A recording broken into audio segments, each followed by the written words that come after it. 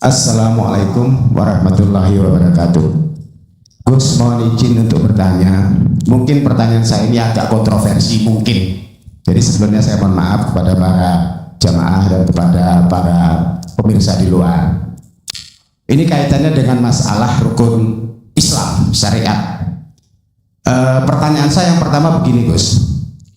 Apakah ada dalil baik Quran maupun hadis yang menjelaskan secara gamblang terhadap rukun Islam yang kita kenal selama ini ada 5, yaitu syahadat, sholat, puasa, zakat, dan haji.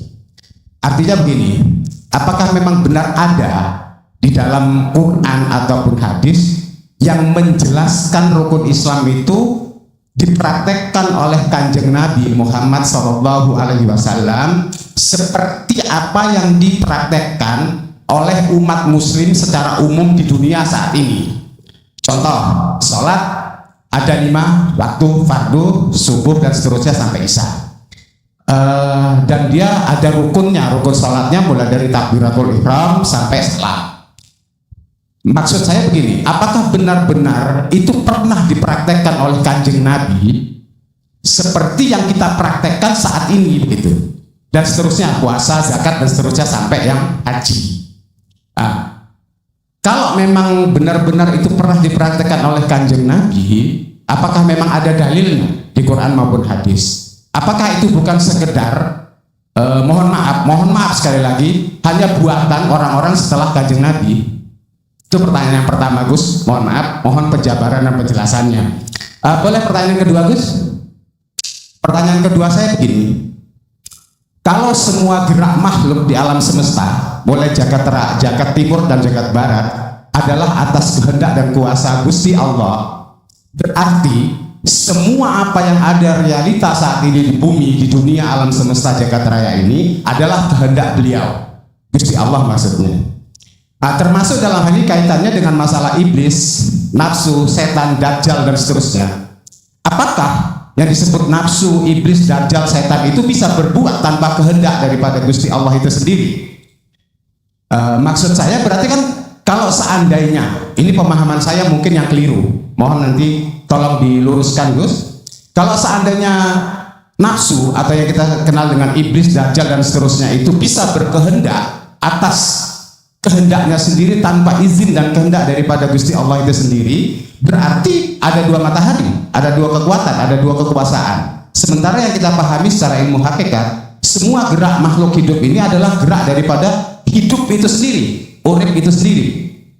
Sehingga semua apapun yang menjadi realita kenyataan di dunia ini atau di zakat raya ini, berarti kan bagian daripada pagelaran cerita daripada Gusti Allah itu sendiri. Mohon mudarat penjelasannya, penjabarannya, Gus. Mohon maaf bila pertanyaan saya ini agak nyeleneh. Terima kasih. Assalamualaikum warahmatullahi wabarakatuh. Waalaikumsalam warahmatullahi wabarakatuh. Jikalau tidak ditemukan dalil di dalam Al-Quran yang menyebutkan arkanul Islam, itu bisa ditemukan di dalam hadis sahih Bukhari Muslim. Kalau di dalam Al-Quran itu tidak disebut arkan, enggak, secara jelas terperinci enggak, cuman ada kriteria ya, tentang masalah wajibnya jenengan kali kula niki sholat, tentang wajibnya jenengan berzakat, tentang wajibnya poso, tentang wajibnya haji. Memang di dalam Al-Quran secara terperinci sebagai satu ayat arkan itu enggak, cuman bisa ditemukan di dalam hadis sahih Bukhari Muslim, iku golek ono dewe. Cara syariah ya, syariah. Nek cara hakikiyah, apakah arkan-arkan itu yang dimaksud? Bukan. Sehingga kita harus memahami apa sih arti daripada syahadat, arti daripada sholat. Arti daripada zakat, poso, haji apa? Ini akan terbongkar ketika saat kita masuk di dalam hukum hakikat. Baru terbongkar di situ. Bapak Ibu hadirin rahimakumullah.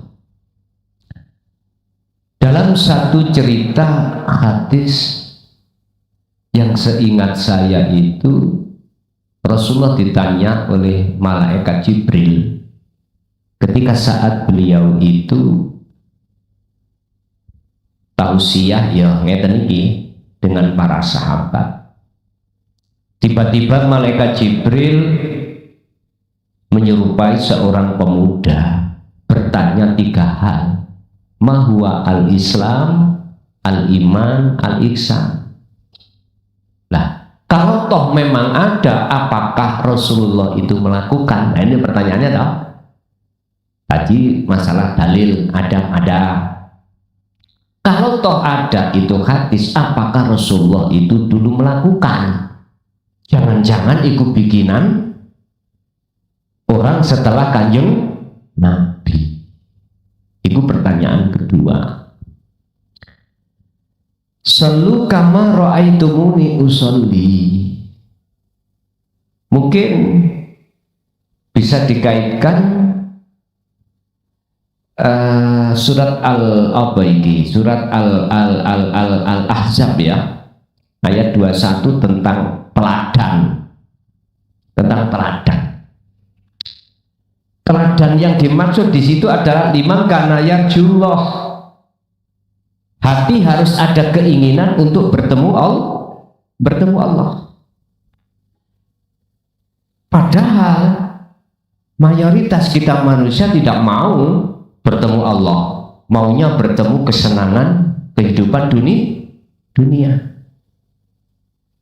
Nah, ini merupakan satu bukti bahwasanya ketika saat zaman beliau Rasulullah itu melakukan uzlah, melakukan khalwat, melakukan zikir yang dalam rangka mendekat dan bertemu Allah.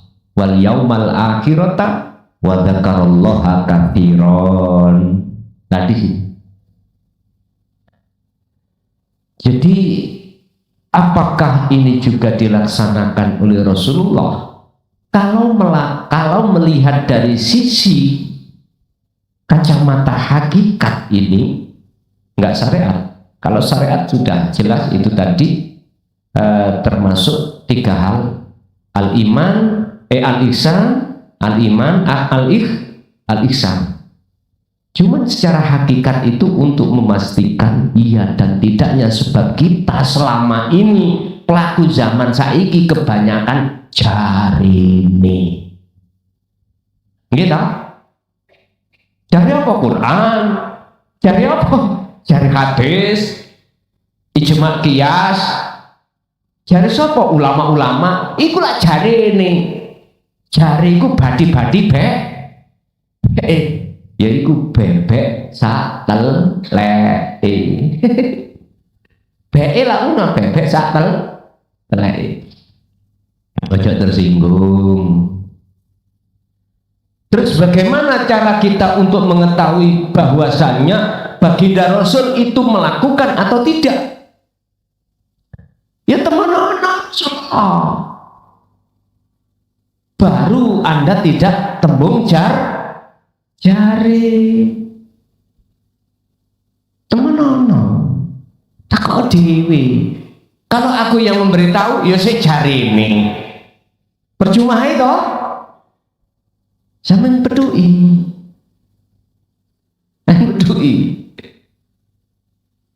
Aku urip nanggone diri jenengan. Temui dulu, baru jenengan bisa tanya. Baru nanti tidak tembung jari. Apakah itu bikinan orang-orang setelahnya?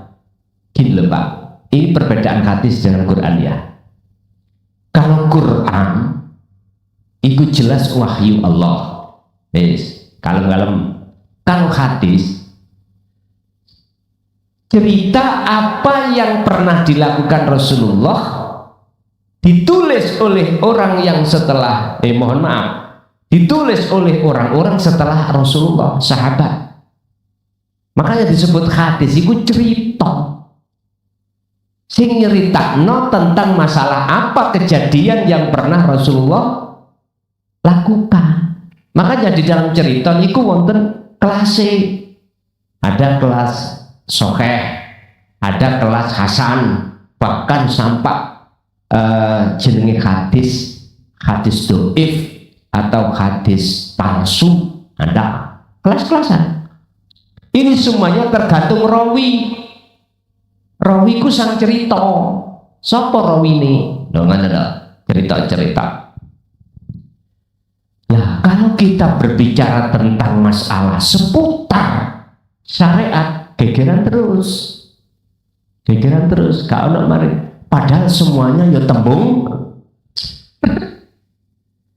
ben gak tembung jare, masuklah kau ke dunia hakikat. Sebab dengan begitu panjenengan akan bisa tahu dengan sebenarnya. Tanya pada hidup dalam diri sampai pihak. Itu yang pertama. Kedua, tentang masalah apa yang terjadi di dunia ini, baik sumbernya dari katanya iblis, katanya malaikat, itu sebetulnya dari mana? Apakah iblis, malaikat itu bisa bergerak tanpa izin Allah? Don sewu. Kalau saya jawab dari kacamata syariah, kita nggak akan pernah merasa kalau kita itu termasuk golongan orang pemuja nafsu. Iya. Kita nggak akan terasa dengan bentuk kita itu mengatakan nafsu atau iblis itu punya kehendak, itu sebagai bentuk bukti kita memuja. Nggak terasa. Nggak terasa, Pak.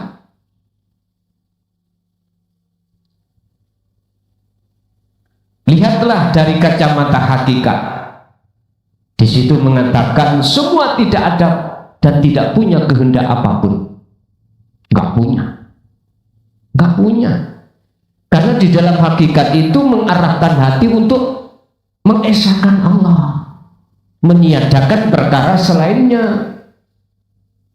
Sebab jikalau kita masih tetap mengatakan itu kehendak nafsu atau malaikat, iblis atau malaikat, sama halnya kita telah menuduh ada penguasa ganda.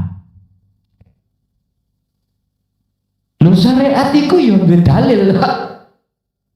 Bila mana perkara baik datangnya dari Allah, jikalau itu jelek dari dirimu sendiri. Nah, dirimu itu maksudnya nafsu. Berarti kan ada penguasa ganda. Kalau kita masih berdiam diri di sini, maka nafsukah, Anda tidak akan kenal siapa nafsukah itu. Padahal di situ ya Allah. Makanya kelasnya beda-beda, kacamatanya juga beda-beda. Tidak sah bagi kita mengatakan itu semua Allah, manakala kita masih ada di hukum syariat.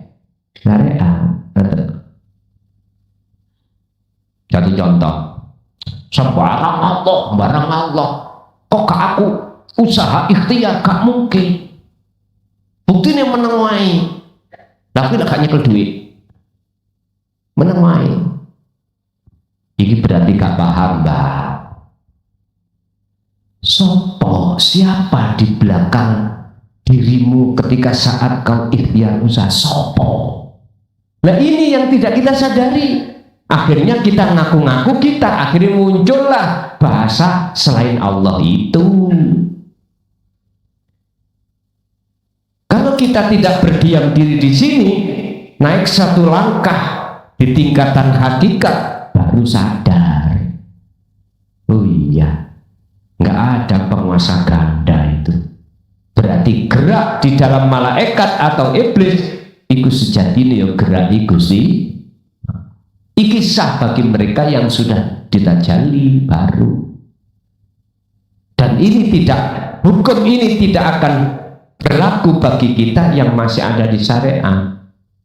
Artinya tidak berlaku, kita masih bersikukuh mengatakan selain Allah itu ada, selain Allah itu bisa berkehendak, selain Allah itu bisa menciptakan sesuatu, mendatangkan manfaat, mencegah mudarat. Sampai kapan hal ini terjadi dalam hati kita? Jadi jawaban saya Pak, itu dua kacamata. Nek kacamata sarengat ya nafsu, ya malaikat. Nek kacamata hakikat wis nggak ada nama nafsu, nggak ada nama